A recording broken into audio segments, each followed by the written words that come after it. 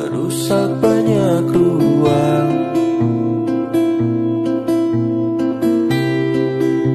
Maaf pun takkan cukup untuk menghapuskan. Halo, nah kali ini kita bakal ngobrol dengan salah satu musisi juga, musisi di Jambi, yaitu namanya Dims. Oke, halo Dims. Halo, harus pakai S ya?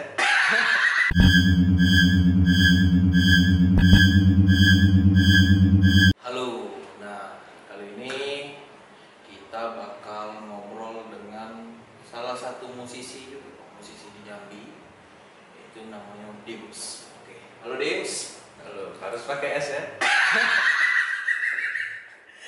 Dim. Tidak mau pakai S enggak? Tidak apa ya. Oke. Jadi Dio ini seorang musisi. Nah, jadi kita tanya dulu dah.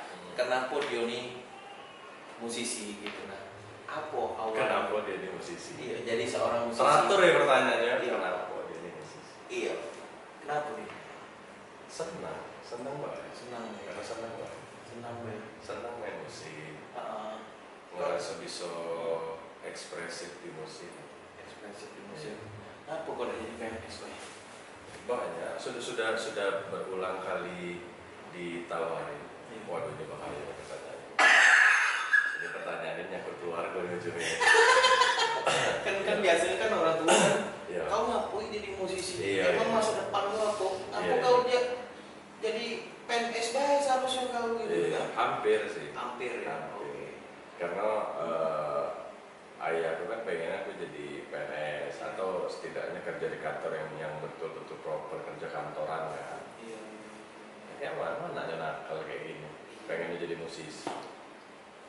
Itulah, tapi susahnya juga orang tua sekarang tidak nerima kita sebagai musisi, itu yang sulit. Padahal dulu aku musisi juga nih. Iya ya. Tempat aja jadi DJ.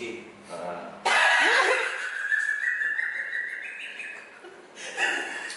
Nah, jadi gini deh. hmm, Jadi sepenengok anakku, kau ini kan main musik terus, jadi musisi. Kau ada minatnya ke arah yang lain tak? Kenapa mesti musisi gitu?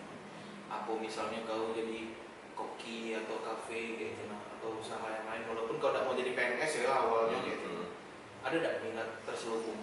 Kalau kayak aku tengok kan kau ini pas untuk di partisi gitu kan kemarin. Oh, Kayak mana menurut kau? kalau sejauh ini sih kan jadi musisi karena senang. Iya. Karena senang jadi musisi, senang main musik, Hmm. bisa berkarya di musik. Iya. Kalau seandainya ke depan menemukan sesuatu yang disenangi lagi, ada kemungkinan. Kalau memang ini belum tahu lah, tergantung ke depan kayak mana sih. Oh, Jalan baik sih. hmm. Saat ini memang senangnya di musik dan sejauh ini masih musik lah yang bisa menutupi apa sih yang aku mau saat ini. Aku mau bass atau aku mau curhat atau aku mau apa atau mau nyinggung sesuatu yang aku kalau misalkan ngomong tuh bakal jadi ribut lah. Iya. Kayaknya aku lagi jadi musisi kan. At least untuk sekarang. Terus sekarang awalnya kau mulai jadi musisi, siapa sih orang yang paling berjasa? Atau kau ada kiblat atau Orang yang paling berjasa aku jadi musisi justru orang yang paling nentang aku jadi musisi lah. anjing? Ayah. Ayahku tuh pertama kali ngenalin alat musik tuh dia orang pertama yang ngenalin gitar sama aku. Dia mengenali kita. Ya, dia punya gitar dulu Yamaha, aku lupa tipe ya. Tapi itu harganya 30.000 dia. Itu waktu SD atau kapan? Aku SD. SD itu Alfala, tajam terampil dan terpercaya. Kok ada tahu? jadi Mas dan C Slow ini. Jadi ada salah satu kakak tingkat saya di Alfala. Kalau jauh nih cerita. Nah ya, jadi pengenalan waktu SD. Ayah aku tuh mungkin dia hobi main gitar dulu. Jadi dia cerita kalau dia punya gitar itu ya kalau buat aku 30.000 zaman aku SD, bapak aku tuh beli waktu itu dia mungkin SMP atau SMA dia beli gitar itu. 30.000 zaman dia SMA rasanya mahal lah ya. Dan itu tuh sayang sih gitar itu sekarang sudah tidak ada lagi. Soalnya itu gitarnya bagus dan aku jadi tertarik musik dari situ sih, awal dari situ ya, jerang-jereng kok asik main gitar. Terus aku belajar itu nengokin orang. Jadi di depan rumah aku tuh aku nggak tahu namanya siapa, tapi aku manggilnya Lili. Jadi dia suka dangdutan depan rumah main gitar. Jadi aku merhatiin tangan dia. Habis itu aku coba di rumah, aku balik lagi, aku tengok dia main beli siapa, aku coba di rumah. 1 minggu aku nengokin dia main kayak gitu, aku laporan sama Dele, aku sudah bisa main kunci ini. Aku sudah bisa main satu lagu itu kelas 3 SD. Aku judul lagu yang Tuh, kali ini kafein kawin telah pergi. Lawas sekali.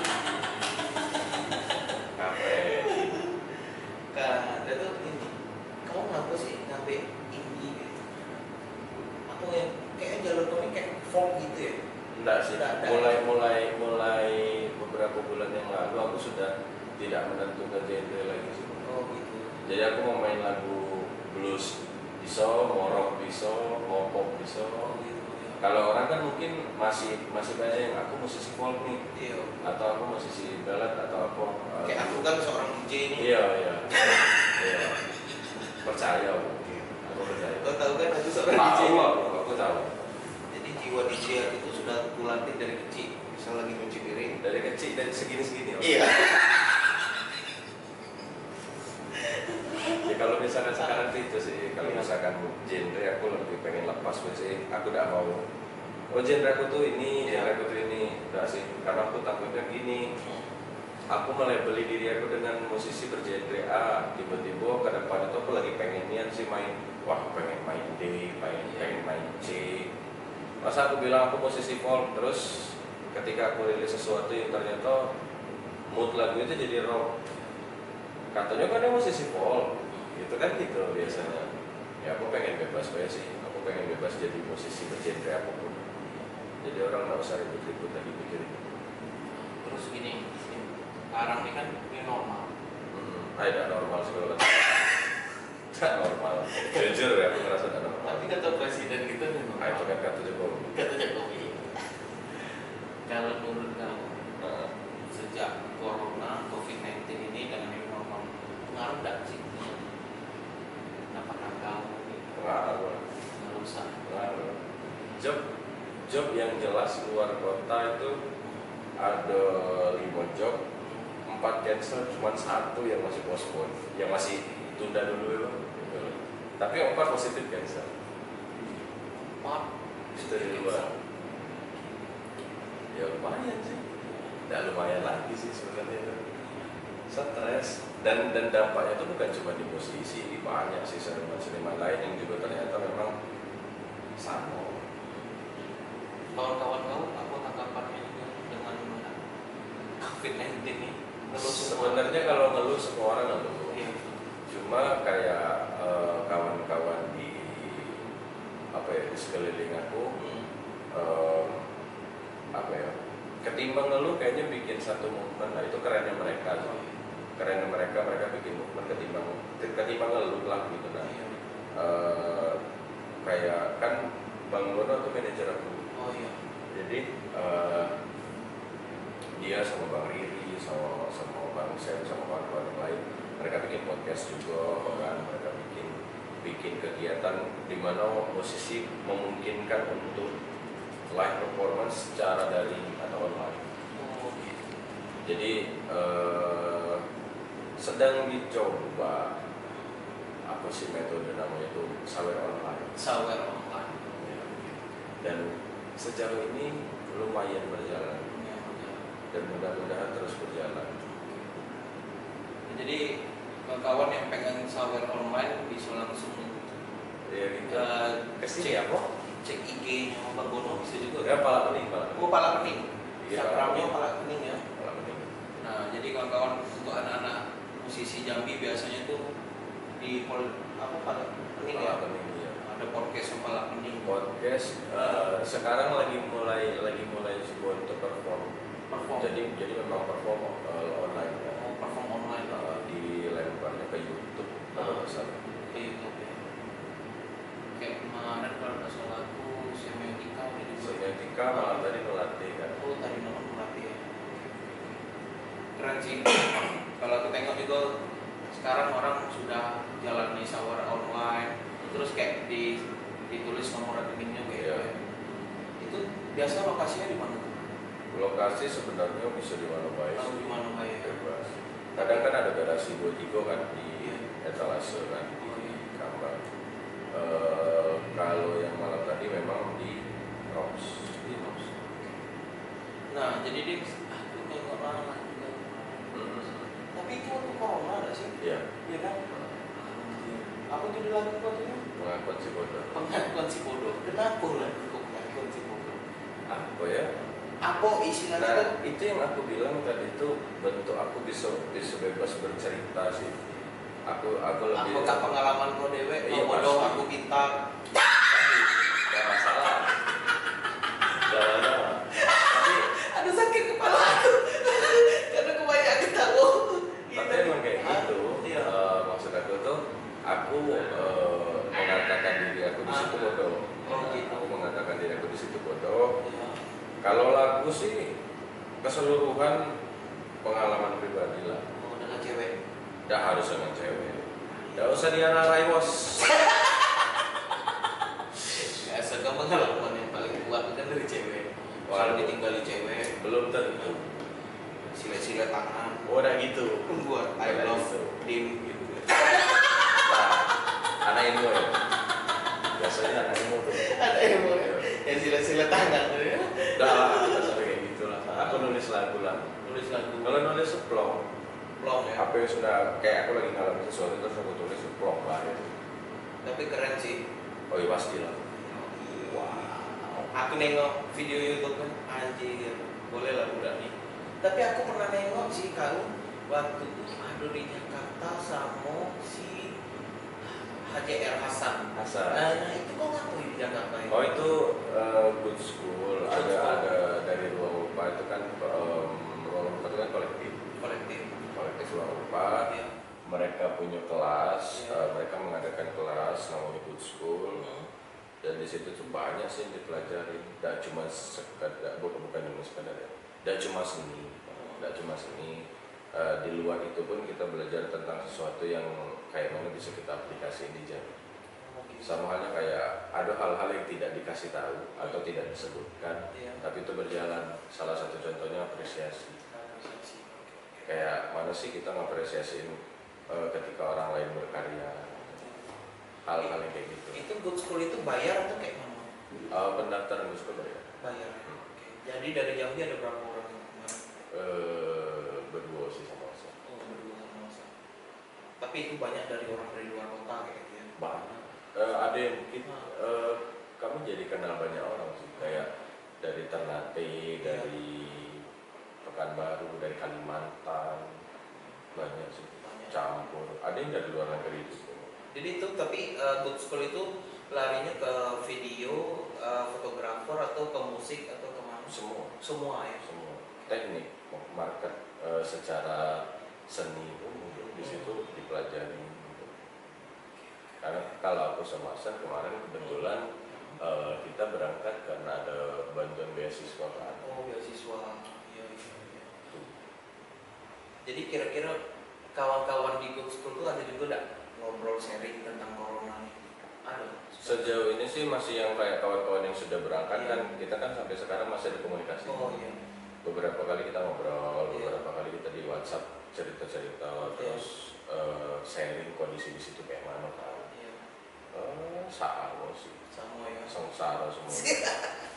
Tapi sharing, kalau aku sharing lumayan apalah ngeluarin isi hati gitu.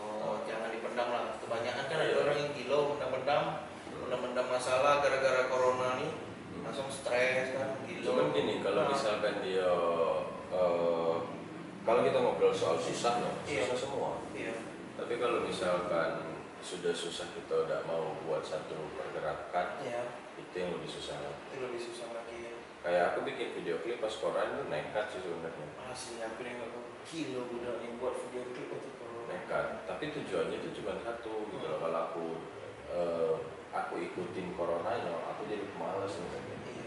Itu satu. Yang kedua, aku pengennya ketika aku rilis tuh kawan-kawan yang lain tuh jadi apa ya, terpancing untuk oh gila Dewi rilis gitu kan. Aku juga lah, dan ternyata habis aku rilis juga ternyata kawan-kawan juga beberapa ada yang lumayan jadi aktif sekarang kan.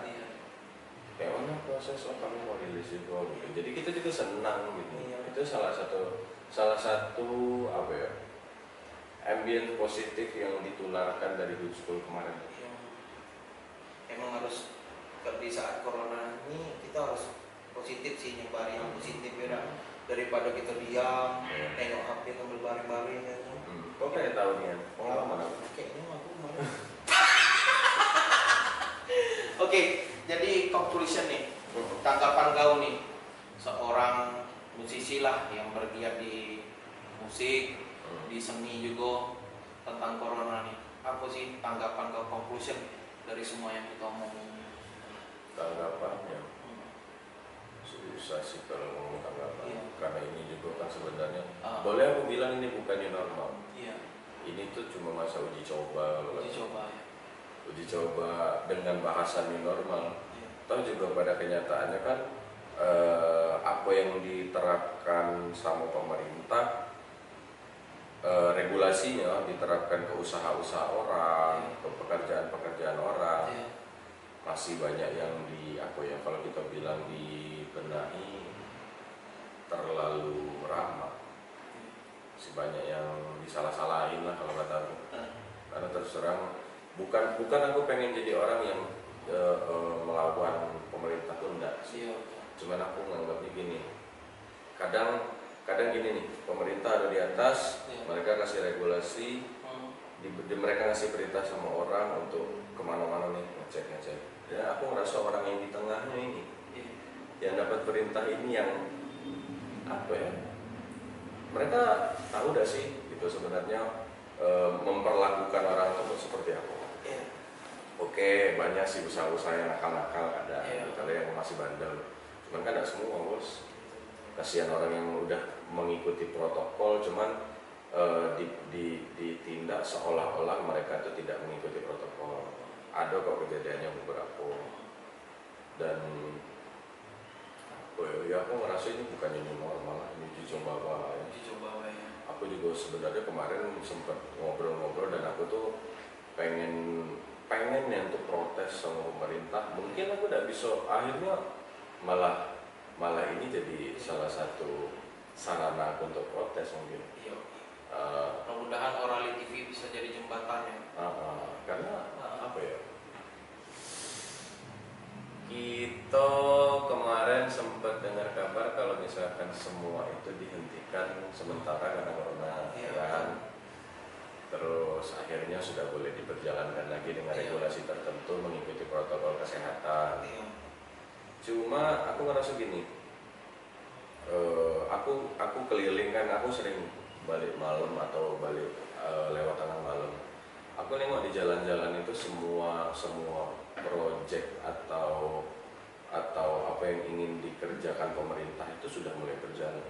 Dan itu kayak sekarang nih, aku udah tahu menurut orang seperti apa, tapi menurut aku itu sudah mulai masif lah, maksud aku. Kita pergi ke setiap tempat orang lagi ngerjain jalan, ngerjain segala macam. Dan menurut aku mereka ngerjain itu tuh memang benar-benar di-push supaya cepat beres gitu loh. Yang aku rasa agak sedikit tidak pas, ya usaha orang kayak mana nih, disidak-sidak terus, dihajar terus.